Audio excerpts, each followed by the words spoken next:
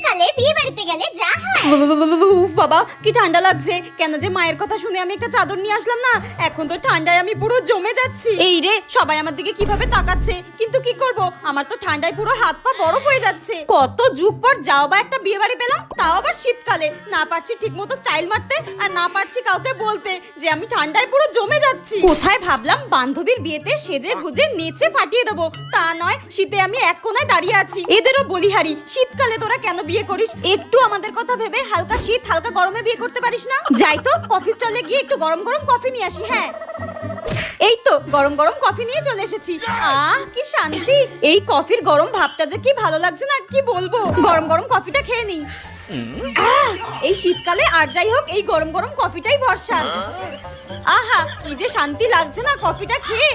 না না, এরপর যদি আমি শীতকালে কোনো বিয়ে বাড়ি পাই, আমি অবশ্যই একটা চাদর নিয়ে নেবো। ভালো লাগে না।